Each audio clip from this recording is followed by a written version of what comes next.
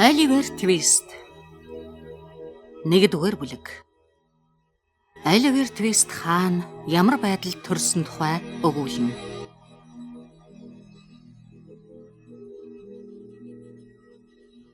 Учир шалтгаан олон бий тул жинхэнэ нэрээр нь нэрлэхгүй байвал зохихын дээр би зохиомол нэр өгөхөөс татгалзах тэр нэг хотын нийтийн байшингуудын дотор эрт урд цагаас эхлэн том жижиг алим боловч бараг хот бүхэн тохиолддог байшингуудаас ялгагдах онцгийн юмгүй нэгэн байшин байх бөгөөд түүнийг үйлдэлийн газрын байшин гэдгээ. Энэ бүлгийн гарчигт нэрийн дурдсан үхэх ерийн тавилантай хүн тэнд төржээ. Чухам ямар он жил сар өдөр төрсөн нь уншигч авхай нарт хэрэггүй, ямар ч л гэсэн зохиолын энэ хэсэгт хэрэггүй гэж үзээд эс өгүүллээ. Тэр хүүхдийг отхын эмч уйтгар гаслангийн ертөнцид мэдлүүлснээс хойш амьдраад нэр зүүж хүний зэрэгтэй болж чадах хэсэг нь их л удаан болтол эргэлзээтэй байсан бөгөөд энд өгүүлэгдэх дурсамж түүх бичигдэнэ гэхэд магадлахын аргагүй байсан буюу бичигдэж гэмээр 2-3 хаан хуудсанд багтахын дээр аль ч 90 цаг аль ч улс орны бичиг зохиол дэлгэрсэн түүх намтруудын дотор товчоос товч үннээс үнэн үнэлж баршгүй чанартай байхсан. Үйлдэлийн газар эхээс төрөх гэдэг бол хамгийн их хаацтай атаархан завшаантай хэрэгэ гэж би хэлхийг хичээж байгаа бишээ. Гэвч Оливер Твист тэнд төрсөн түүнд ёстой л санаандгүй их азар тохиолдсон завшаан байлаа гэж би хэлж байгаа юм. Хэдийгээр агаар хийгээр амьсгалах нь бид бүхний амьдралд аргагүй эрхэм чухал дадал болсон байлаа ч гэсэн Оливер Твистийг өөрөө амьсгалдаг болгох нь бэрхээс бэрх байжээ. Ийм учраас тэрээр энэ ертөнц нөгөө ертөнц хоёрын зааг дээр тогтон ядан нөгөө ертөнц рүү явчих төхөөд эсгийн ширдэг дээр хахад цацсан хэвтэж байлаа. Хэрвээ түүний дэргэд халамжд эмэг их тэвдэд сандарсан нагц хаширдог асрагч цэцэн мэргэн эмч нар байсан бол Оливер эгшин зуур талигаач болох байсан зайлшгүй гэлээ. Гэтэл хажууд нь хэрээсэн хэтэртэл бие ууснаас болж толгой нь ихэд мансуурсан гуйлагчин чамц. Гэрээ ёсоор үүргэн биелүүлж байгаа отхын эмч хоёроос өөр хинч байгаагүй боловч Оливер байгаль хоёр дийлэн гарч хэсэг зуур болсны дараа Оливер гинт амьсгаа авч майталаа. 3 минут хагасан өмнө дуугарч чадах болсон тэр жаал ёстой л бүстэй хүүхдийн чанга дуугаар орилж тийхүү отогтоо бас нэгэн нэрмээс нэмснээ үйлдэлийн газраар оршин суугч улс амьтанд зарлжээ. Оливер уушигныхаа байдаг хэр чадлаар анх удаа тийхүү шарлахад төмөр орон дээр хайш яаш хайсан ирээн цоохор хөнжил хөдөлж залуухан эмэгтэй зэвхий царайтай толгоогоо дэрнээс арайхан өндөлгөөд хүүхдээ л үзээд үхэх юмсан. Харуулад өгөөч гэж эдгээр хэдэн үгийг дорой дуугаар ам дотроо бараг дуулдахгүйгээр хэллээ. Эмч задгай зуухны дэргэд гараан ээж хаяа гарынхаа алгыг үрд сууснаа тэр залуу авахыг үг хэлэхээр босгон харайж орныхон толгойд хурч очоод ийм хүн ингэж өрхөн байж болдгиймаа гэж бодмоор дуугарч юу гэсэн үг вэ? Үхэн барина гэхэргүй байна шүү дээ та гэлээ. Тэгэлгүй яах вэ бурхан өршөөг гэд асрагч имгэн ногоонгийн шил лонхтой ундыг тасалгааны буланд маш амтархан залгилчхаад лонхын халаасандаа яаралтай хийж бурхан өршөөг эмчгүй энэ эмэгтэй над шиг ийм их наслаад тэгээд бас ертөнцид 13 хүүхэд төрүүлж хоёроос бусдыг үхүүлээд амьд үлдсэн хоёртойгоо иймэрхүү газар байх юм бол яам. Чухам тэр цагт учрыг эргцүүлэн бодож сураад юм бүгдийг ингэж хөнгөмсгөр үзэхэ болно доо. Эх хүн гэдэг ямар шиг тавилантай амьтан гихчийг бодож үзээч хонгор минь гэж эмчийн үгийг тасалж яваад хэллээ. Сэтгэлийн засах гэсэн их хүний тэр үг зохих хүрээ өгсөнгүй бололтой. Өвчтөн эмэгтэй толгой сагсарч хүүхэд рүүгээ гараасаар байлгалаа. Эмч хүүхдийн өгч тэврүүллээ. Тэр эмэгтэй хүүхдийнхээ духыг зэвхэрч гисэн хүйтэн уруулаараа шуналтай унсээд нүүрийг илж, орчин тойрноо гөлөрсөн нүдээр харснаа биеийн чичирхийлсээр гэдрэг унаад талигаач боллоо. Дэрэгдэн байсан нөгөө хоёр түүний гар шанааг илж барилсан боловч цусных нь гүйдэл үрд зогсжээ. Тэр хоёр сэтгэлийн засч тайвшруулах үг хэлж байсан боловч нэгэнт нэмэргүй болсон байлаа. Эцэст нь эмч "Өнгөрчээ. Тэнгам явхаа" гэж хэллээ. "Та хөөрхөн амт өнгөрчээ. Хөөрхөн амтан" гэж асрагч эмгэн хилэнгээ хүүхдийн салгаж авах гээд тонгойхдоо дэрэн дээр нь унагсан ногоон шилнийхээ бөглөг шүүрэн авлаа. Эмч дотроо элдвийг хэрэгцүүлэн бодож байгаа байдалтайгаар бээлигээ гартаа яарлгүй хийх зур. Хэрвээ хүүхэд нь уйлаад байвал над руу хүн явуулах гэснэ хэрэггүй шүү. Энд уйламтгай байж том болзошгүй. Тэгээд уйлаад байвал над руу хүн явуулах хэрэггүй. Хэрвээ тун дуугүй болж өгөхгүй бол удааны шүүс өгөөрэй гэж хэлээд малгайгаа өмсөж үүд рүү явснаа орны дэргэд зог тусч. "Цар айлэг эмхтэйсэн ч хаанаас ирэв?" гэж нэмж асуулаа. "Энэ хүүхнийг өчигдөр орой харгалзагчийн тушаалаар авчирсан. Гудамжинд хэвтэж байхад нь олсон юм бэлээ. Шахаа нь бүр урагдаж цоорсон байхын үзвэл их холоос ирсэн бололтой. Гэвч хаанаас хаашаа ямар хэрэгээр явж байсныг хэн ч мэдсэнгүй" гэж эмгэн хариуллаа. Эмч нас барсан эмэгтэйн дээрээс тонгойж зүүн гарын өргөд "Тэгнэ тэр" гэж толгойгоос агсарч хэлээд "Хурмын бэлзэг алга. За би явлаа. Сайн ойрсорой" гэлээ. Ангаах ухаантан гой өдийнхэн хоолнд морилж, асрагч эмгэн ногоон лонхноосоо бас нэг шимээд задгай зуухны дэргэд байсан намхан сандал дээр сууж нялх хүүг хувцлаж гарлаа. Залуу Оливер Твист хувцсны гайхамшигыг батлахад хэр зэрэг эрхэм баталгаа болсныг харъя.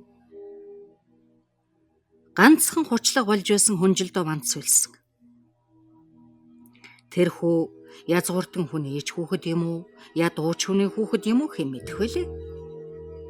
Хамгийн их сурвалжид гэрийн хүнч гэсэн түүний яаж явах аз төөрхтэйг тааж хэлэхэд хэцүү л байсан бий. Харин одоо түүнд удаан хэрэглэгдэж шарлсан хуучин гөлөнгөр дааван цамц өмсгөж, бас пайзлан тэмдэглээд тэр отхын хүүхэд үйлдэглийн газрын өнчин хүүхэд байсан учраас хаач явсан зодуулж, жанчуулж, хүн бүгд нүд үзүүрлэж, өрөвдөх хүн нэг ч үгүй үргэлж айрч түүгшөөж, өлөн ховдог явах хувьтай замдаа орох нь тэр ажээ. Оливер чанга дуугаар чарлан уйлжээ. Хэрв тэр сүмийн ахлагч, харгалзагч нарын нэнжин сэтгэлд тэтгэмжинд хоцорсон өнчин хүүхэд болохоо мэдсэн бол бүрч чанга уйлах байсан бизээ.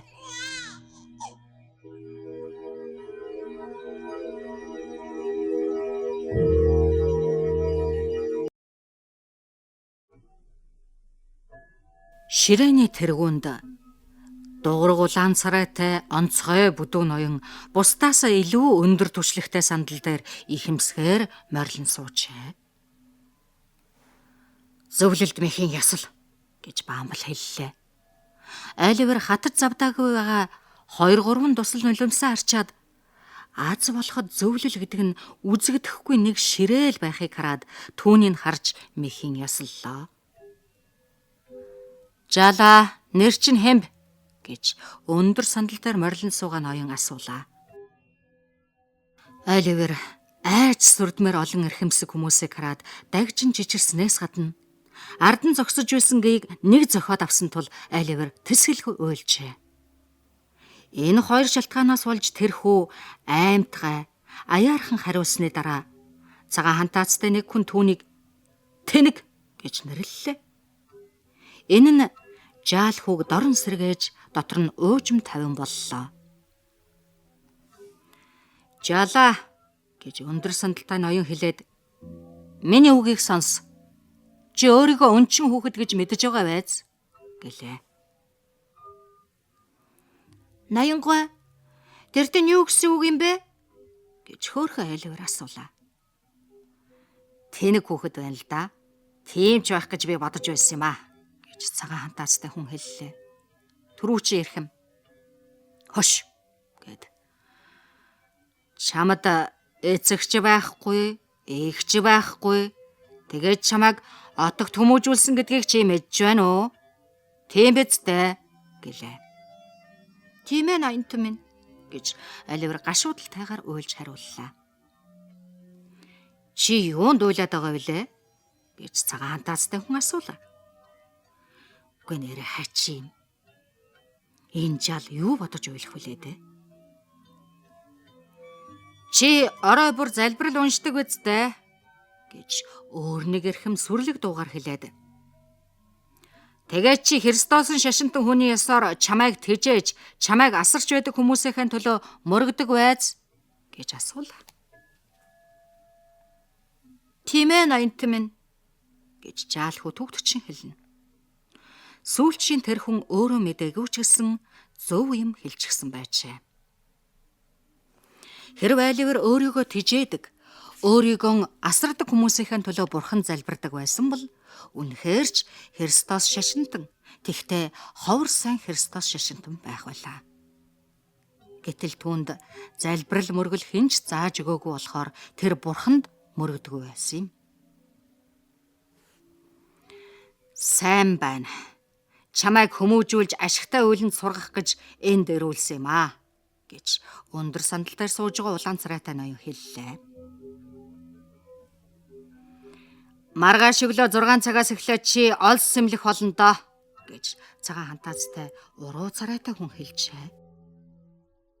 Олс сэмлэх төв багтаа ажиллагаанд дээр дурдсан 2 төрлийн ариун нандин үлсийг нэгтгэсэн явдалд айлгавар гейгийн заалт ёсоор баяр талархлаа илэрхийлж ихэд мэхийн яслаад ор гэсэн нэг том тасалгаа руу яаралтай орж тэнд балиар хийцтэй хатуу орон дээр хэвтэж унттлан уйллаа.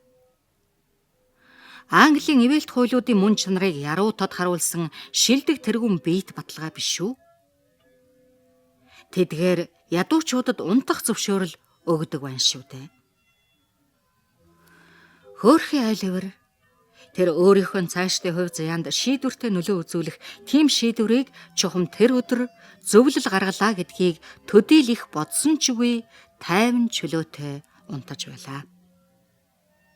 Гэтэл зөвлөл шийдвэр гаргажээ. Тэр шийдвэрийн утга учир нь тэр зөвлөлийн гишүүд маш мэрэгэн цэцэн гүн ухаантай нар байж үйлдэлийн газарт анхаарлаа хандуулах бүрдээ жирийн хүн хязээж олж харахгүйгээр тийм зүйлийг дор нь олж харж чаддаг байсныг тухайлбал ядуучууд үйлдэлийн газарт дуртай байсан юм. Энэ бол хамгийн ядуу ангийн жинхэнэ нийтийн цэнгэл зугааны орон, үн төлбөргүй хоолны газар, жилийн турш, өглөө, үд, оройн хоол, цай зүв зүгээр олгодог. Тоосох шохоогоор бүтсэн диваажингийн орон. Тэнд дан ганц тоглохоос биш ямар ч ажил хийдэггүй. Хараач гэж зөвлөлийнхэн их л мэдэмхий царай гаргаад чухам бид энд эмхтэглэм тогтоох ёстой. Бид тийм байдлыг нэн даруй эцэс болгоно гэж шийджээ. Тэгээд зөвлөлийн гишүүд эсвэл үйлдэлийн газарт өлсгөлөнгөөр аажмаар өлбөрч үхэх, эсвэл тэдний гадна талд түргэн үхэх хоёрын аль нэгийг бүх ядуу хүмүүсээр шилүүлэн сонгуулах гэж тогтоолоо. Учир нь тэд хэнийг ч албадахыг хүссэнгүй. Тэд энэ зорилгоор хэмжээ хязгааргүй их усаар хангуулахын тулд усан хоолойн компанитай овёсны будаа шиг бага хэмжээгээр олгуулж байхын тулд үр тариа худалдах газрын төлөөлөгчтэй гэрээ байгуулж өдөрт 3 удаа овёсны чансан шингэн будаа, 7 хоногт 2 удаа тус бүр нэжгээд сонгино, нэм гарагийн өдрүүдэд тал манту олгож байхаар тогтоолоо. Тэд эмэгтэйчүүдийн талаар бусад олон цэцэн бөгөөд энэрэнгүй ёсны тушаал захирамж гаргасан боловч тэд бүгдийг энд жагсаагаад байх шаардлага алгаа. Доктор Коммонсод очиж гэр бүл салж тусгаарлахад их зардал шаардагдаж байсан тул гэр бүл болсон ядуучуудад салж сарнах зөвшөөрлийг тэд маш энэрэнгүй үзэж олгодог байлаа. Тэд нар урдын адил хүмүүсийг албаар гэр бүлтэй байлгахын оронд гэр бүлээс нь салгаж ганц бие хүн болгож байлаа.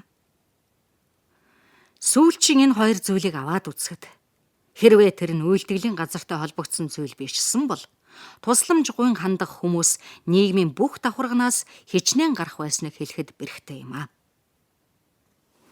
Гэвч зөвлөлийн гишүүд сэрэмж сайтай хүмүүс байсан тул хэрэг явдал хүндэрч ийм байдалд орохын эсрэг арга хэмжээ авчээ. Энэ тусалцаа дэмжлэг бол үйлдэлийн газар бас ч чансан будаатай шууд холбоотой байсан нь хүмүүсийг айлгаж байлаа. Оливер Твистийг энд ирснээс хойших анхны хагас жилд тэр эмэгтэглэмийг бүрэн дүүрэн хэрэглэлээ. Эхлээд энэ ажил баггүй зардал шаардаж байлаа. Учир нь авс бэлтгэгчийн нэхэмжилгээ өсч 1-2-7 хоног чансан будаа эзсний дараа эцэж турсан ядуучуудын хувцас нь шуудаа өмсгчихсэн юм шиг л болдог байсан болохоор тасралтгүй танж багасгах хэрэгтэй болж байлаа. Гэвч үйлдэлийн газарт оршин суугчид гадуур байдаг гуйлагчин ядуучуудын нэгэн адил бас хорж үргэлддэг байсан тул зөвлөлийн баяр багтлыг төрүүлж байлаа.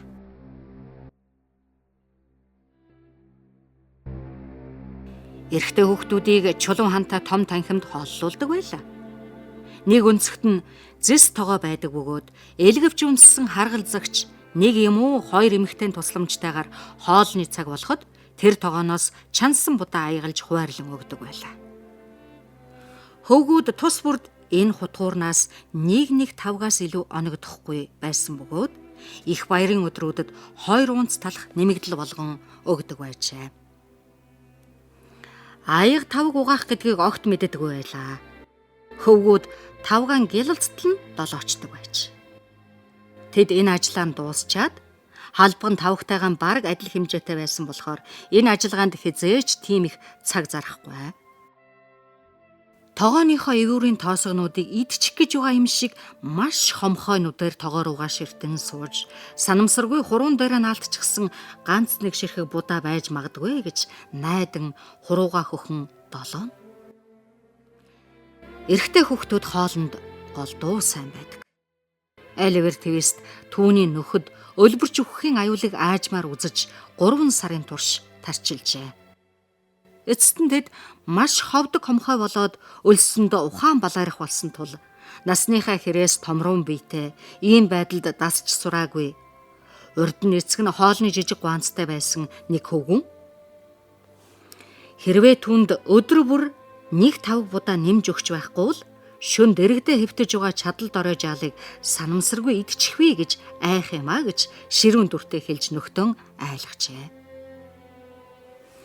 Тэр хүүгийн өлсгөлнүүд нь зэрлэг догшин харагдах тул нөхд нь түүнд сохроор үнэмшлээ.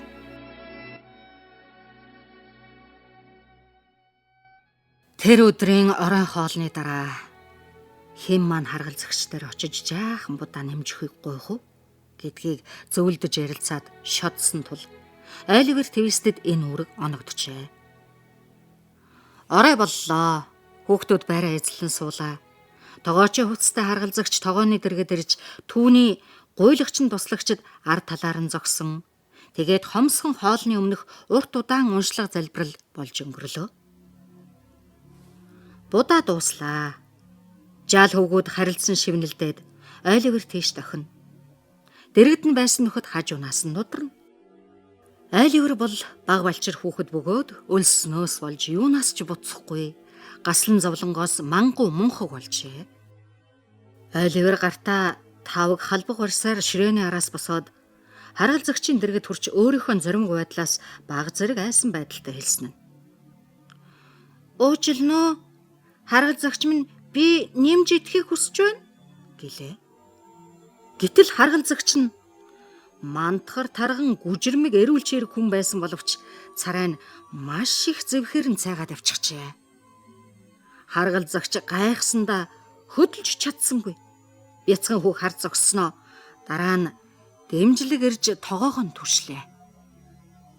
Туслагчид гайхсандаа, хүүхдүүд айсандаа анир чимээг боллоо. Юу гинэ гэж сая харгалзагч дуу орж сулхан асуулаа. Уучлаа. Харгалзагч минь би нэмж идэхийг хүсэж байна гэж Оливер хариуллаа. Харгалзагч Оливерийн толгой дундуур шангаараа татаж гараас нь чанга гэгч нь барьж аваад гигийг хашгиран дуудаджээ. Ноён Бамбл тасалгаанд маш их самгардан орж ирээд зөвлөлийнх нь нууц хуралдаандаа ёслолын байдалтай цугласан байх тул тэр өндөр сандал дээр морилон суугаа ноён тийш хандаж "Мистер Лимкинс ноёнтноос уучлахыг гуяа. Оливер Твист будаа нэмж идий гэлээ" гэж айлтгалаа. Зөвлөлийнх нь цөмөөрөө уурлаж тэд бүгдийн нүур маш их бачимдаж хуурчглаа. "Нэмж идий гэлээ гинэ" гэж ноён Лимкинс хэлээд "Бамбл та тайвшир. Тэгээд над ойлгогдохоор хариулаадах. Тэр хуваар ёсоор өөртөө оногдох оройнхоо хоолоо идчихэд бас нэмж идий гэлээ гэж миний ойлгосон зөв үү?" гэлээ. "Үнэхээр тэгсэн ноёнтой минь" гэж Бамбл хариуллаа. "Тэр жаал дүүжлүүлж өгөх жаал шүү. Тэр жаал дүүжлүүлж өгнө гэдгийг би мэдэж байна" гэж цагаан хантаацтай хүн хэллээ. Урьдчилан таних чадaltaй тэр эрхэм хүний үгийг хинч буруу шаасангүй. Бүгд шамдан зөвлөдөж хэллээ. Оливерыг нэн даруй залхаан хяхах газар явуулахар тогтлоо. Тэгээд маргааш өглөө нотхыг Оливер Твистээс чөлөөлөхийг хүссэн хэн бүхэнд 5 фунтын шагнал олгоно гэж хэрмийн хаалган дээр зарлал наасан байлаа. Өөрөөр хэлбэл 5 футын шагнал мөн Оливер Твистийг гар урлал, худалдаа юм уу, бусад мэргэжлийн нэгэн ажил эрхэлдэг бөгөөд дагалдан сурагчийн хэрэгцээтэй болсон ямар нэг эрэгтэй юм уу эмэгтэй хүнд өгөхөөр зарласан хэрэг байжээ. "Би тэр жаал хүү дүүжлүүлж өгнө гэдэгт итгэж байгаа шигэ өөр юунд ч хязээч бат итгэж байгаагүй юм" гэж цагаан хантаацтай хүн маргааш өглөө нь зарлал уншиж хаалга тогшиж байхдаа хэллээ. Би цагаан хантаацтай ноёных зөв юм уу, буруу байснаа алин болохыг цаашид харуулах бодлого дотроо агуулж энд өгүүлэгдэж байгаа зүйлийн сонирхолтой байдлыг өөрчлөхгүй байж Оливер Твистийг тийм аимшигт үхэл хүлээж байна уу үгүй юу гэдгийг харуулах гэж зориглоё.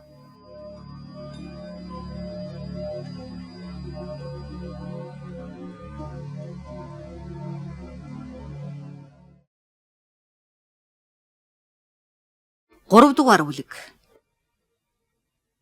Яагаад ч синекура болж чадахгүй тийм газар Оливер Твист золтой л орчоогүй тухай өгүүлнэ.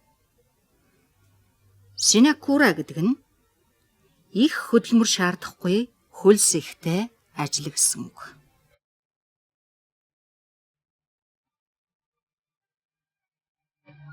Оливер нэмэгдэл хоол гуйж, бузар гэмт хэрэг өдөөлж, зөвлөлийн мэрэгэн бөгөөд өршөөлтөд зарилгаар хоосон тасалгаанд цоожлогдсон бүтэн 7 хоног суулаа.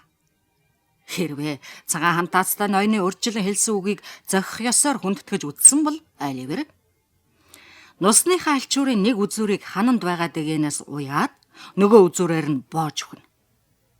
Түүгээрээ тэр ноёны урьдчилан таних авьяасыг үрд батлахсан бизээ гэж бодоход эхлээд зөв юм шиг байна.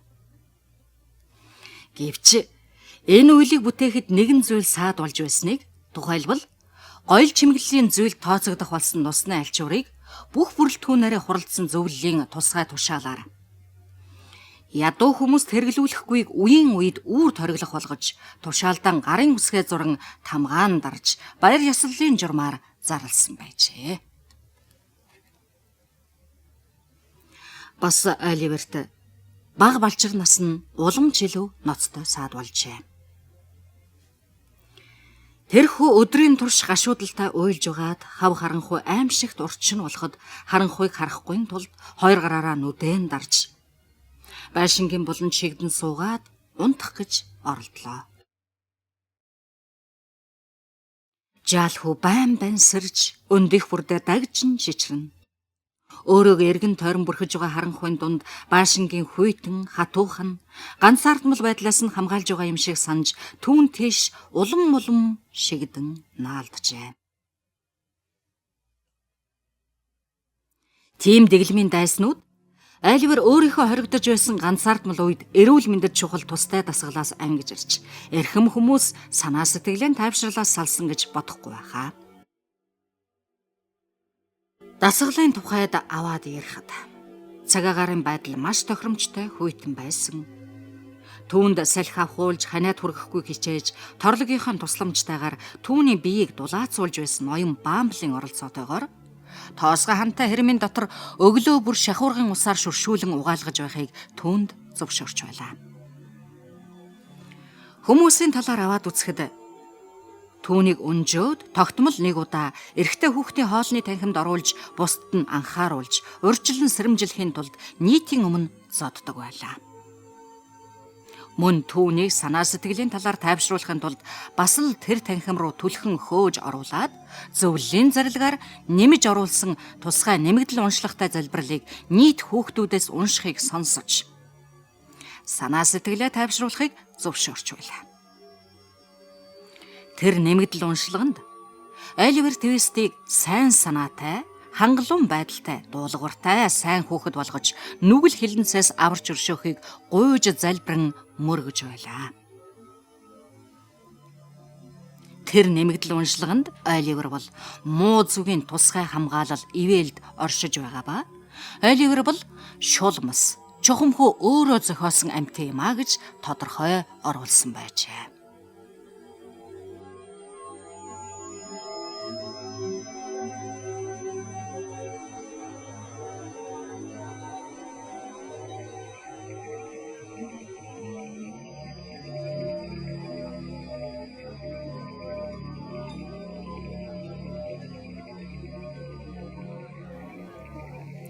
Оливер Твистийн байдал урд адил тун зохимжтой байсаар нэг өглөө яндан цэвэрлэгч Генфилд гуй байрын эзний нилээд шургуу шаардах болсон түрээсийн төлбөрийн дутууг хэрхэн төлөх арга замыг наривчлан бодож бодлого болон хайстритер явж байлаа. Генфилд гуй өөрийнхөө санхүүгийн байдлыг маш нарийн тооцсон бодсон боловч өөртөө хэрэгтэй байгаа 5 футыг яаж ч гүйцээж чадсангүй. Тэгээд тоолоод тоо гарч өгөхгүй болохоор нь өөрийнхөө толгойг уймруулан илжигнийхээ ч толгойг уймруулах гэж оролдон явсаар ажлын үйлдвэрлэлийн газрын Баашингийн зэрэгцээ эртэл хаалган дээр нь зарлал наалттай байхыг харжээ. Гэж Генфилд дуугарлаа. Илжиг нь тэрэгэн дээр ачаастай байгаа 2 шуудаа хөөнөөс ангиж ирсэн тэр цагт нэг 2 ширхэг байцааны гол олоод ичгэж чадах болов уу гэж бодож байгаа бололтой тун их бодлого болж явсан болохоор тушаал сонссонгүй урагшаа шогссоор л байлаа. Генфилд гуй илжигэнд ялангуяа нүдэнд нь хамааруулан учиргүй хараал тавьж илжигнийхээ араас гүйж очоод толгой дундуур нь чанга гихчэнд дэлсээд авахад илжигний гавл тулдаал хага явсангүй. Дараа нь түүний эзэн хэн болохыг ээлдгээр сануулчихын тулд жолооноос барьж аваад хүчтэй духтарч илжигэн буцааж эргүүллээ. Бас тэгээд эргэж ирэх хүртлээр мансууруулахын тулд толгой дундуур нь дахиад л нэг буулгалаа. Тэр эдгээр бэлтгэл ажлаа хийж дуусаад зарлал уншихаар хаалганы дэргэд ирлээ. Зөвлөл хуралдаж байсан тэр өрөөнд тун саяхан хэд хэдэн гүнзгий утгатай санаа гаргаж хэлсэн цагаан хантаацтай ноён хаалганы дэргэд нуруугаан үрээд зогсож байлаа. Тэр Генфилд илжиг хоёрын хооронд болсон элемгүй маргааныг харж байснаа. Тэр хүн зарлал уншихаар ирэхэд нь баяртай инээмсэглэлээ. Учир нь Генфилд гуйвал Оливер Твистийн эзэн байвал зохимоор чухам тийм эзэн юм а гэдгийг тэр дорн таажээ.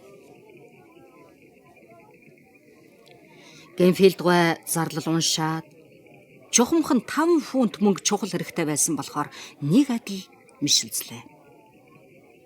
Тэр мөнгөний дайвар болсон жаал хүүгийн тухай гэвэл Генфилд үйлдвэрлэлийн газрынхны хоол хүнсний байдал ямар байдгийг мэдэх учраас Тэр хүүхэд утааны янданд тун таарахаар тийм хомсхон амтан байгаа бахаа гэдэгт итгэж байлаа.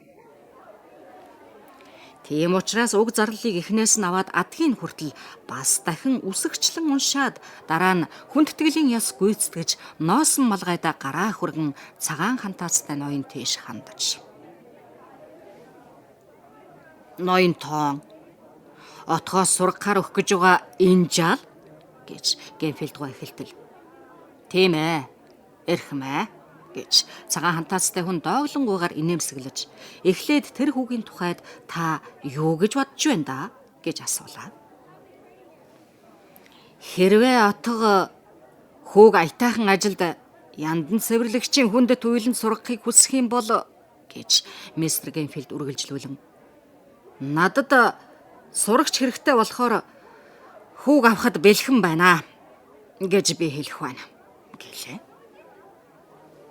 Оролдоо гэж цагаан хантаацтай хүн хэллээ.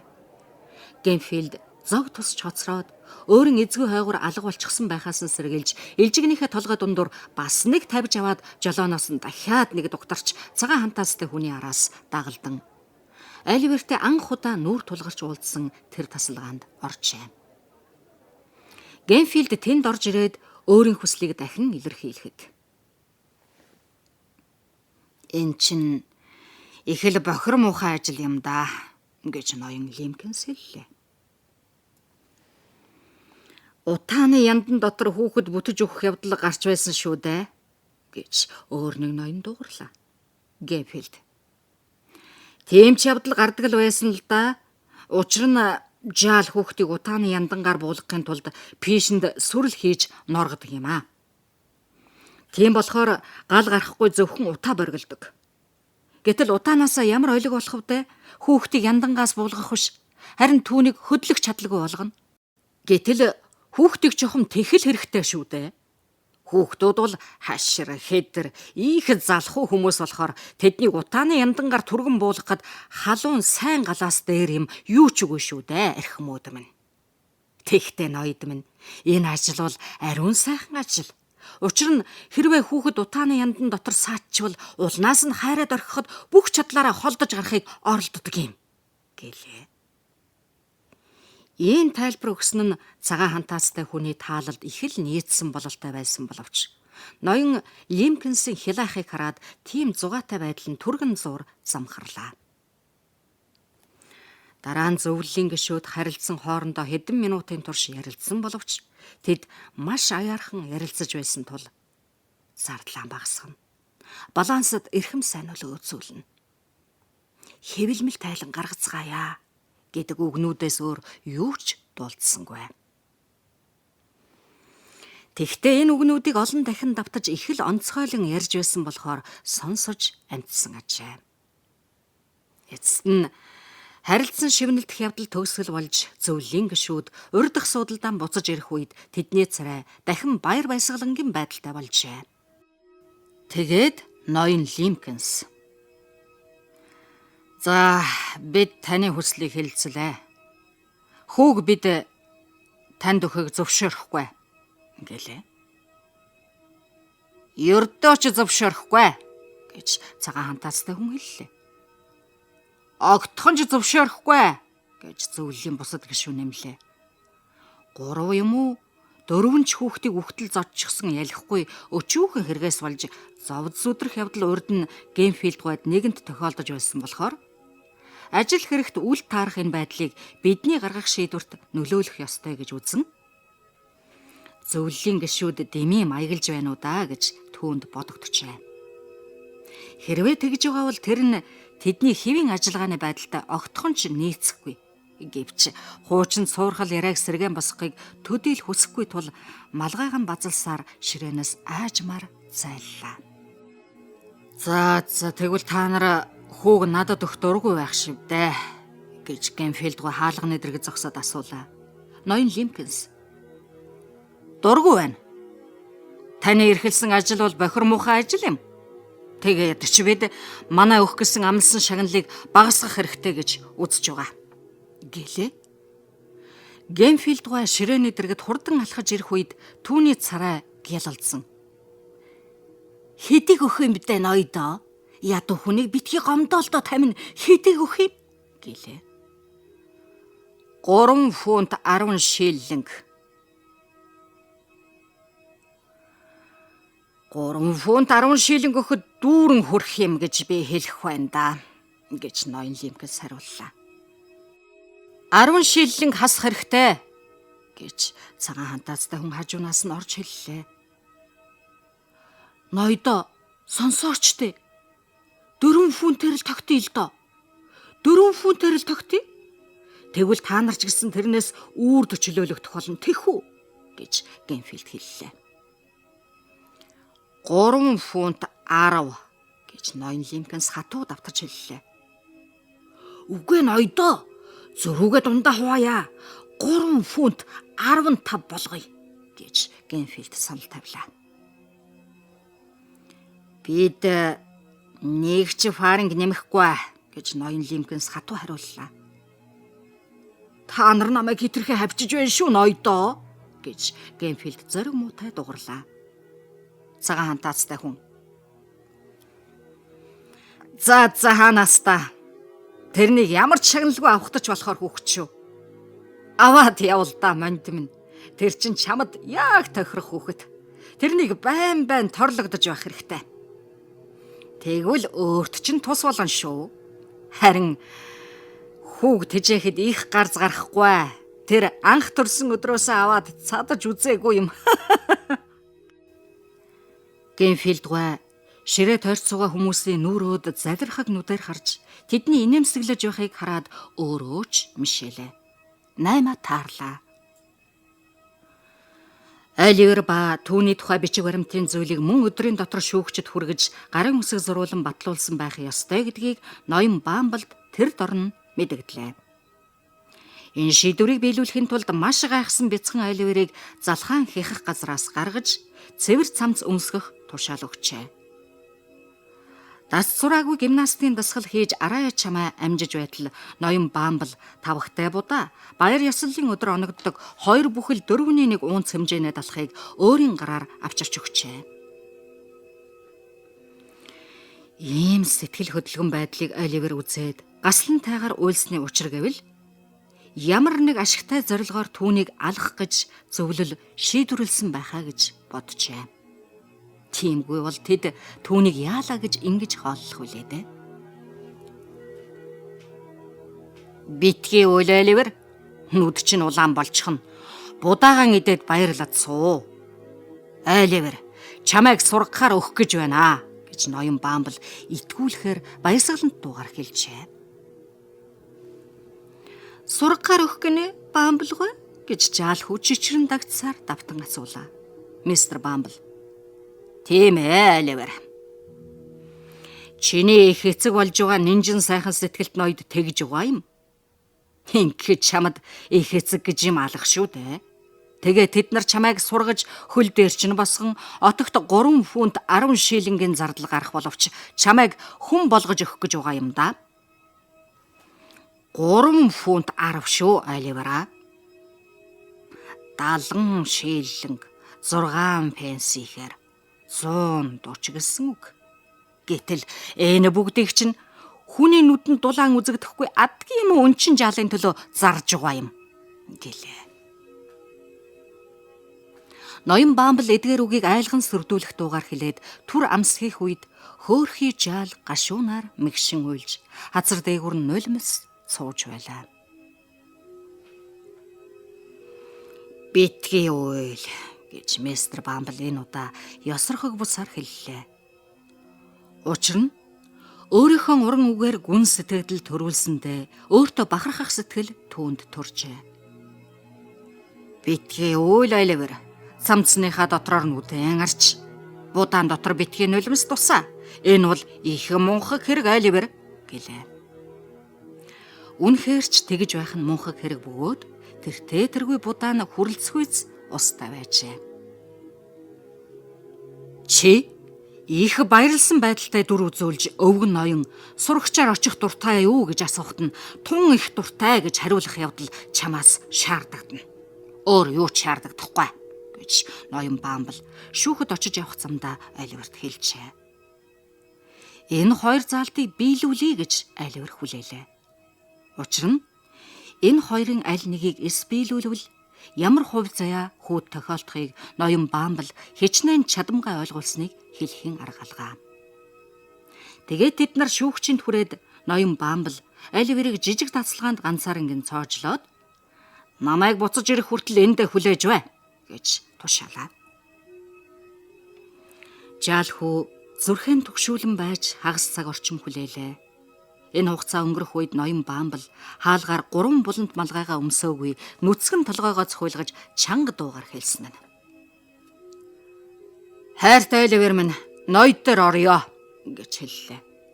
Энэ үгийг хэлснийхээ дараа ноён Баамбал сүрлэг догшин дүр үзүүлж миний хэлснийг санаж байгаа байз музуул бусгаа гэж шивэнсэн дуугаар нэмж хэллээ. Харилцааных нь хэлбэр маягийг ойлгож чадсан Оливер ноён Баамблын нүүрөөд харгүй сэтгэлээр харсан боловч тэр джентльмен ямарваа нэг үг хэлэх бололцоо олгосонгүй онгорхой байгаа зэрэгэлдээ хаалга руу нин даруй орууллаа. Тэр нь том цонхтой уужим тасалгаажээ.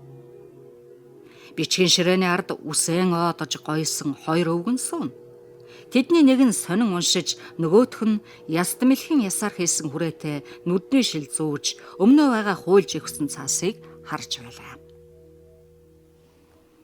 Бичгийн ширээний нэг талд нь ноён Лимкинс зогсож, нөгөө талд нь нүүрэн хальтмалт угаасан геймфилдгой зогсно. Эргэн тойрон өндөр өсгийтэй савхин гуталтай, үзэх өнгөндөө ширүүн дүртэй 2-3 хүн зогсжээ. Нүдэндээ шил хийсэн өвгөн гах хуйлаастай жижиг цаасаа барьсаар зөөрмөглөж байсан тул ноён Баамбал Оливерыг бичгийн ширээний өмнө авчирч зогсоосон тэр үед хэдэн минут хэртээ нам чимээгүй байлаа. Эрхэм ноён тоон, нөгөө хүүхэд маань энэ байна гэж Баамбал хэллээ. Сонин уншиж байсан өвгөн түр зур толгойгоо өргөж нөгөө өвгөнийхөө ханцуунаас татхад тэр сая сэрлээ.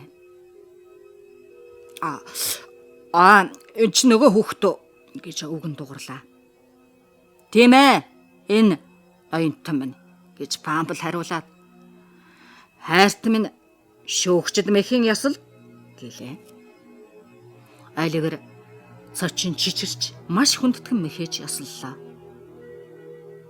Тэрхүү шүүгчдийн оодчихсан үсийг хараад зөвлөлийн бүх гишүүд бүгдээрээ толгой дээр ийм цагаан тоостой төрдөг учраас л шууд зөвлөлийн гишүүн болдгийм болов уу гэж маш гайхан боджээ.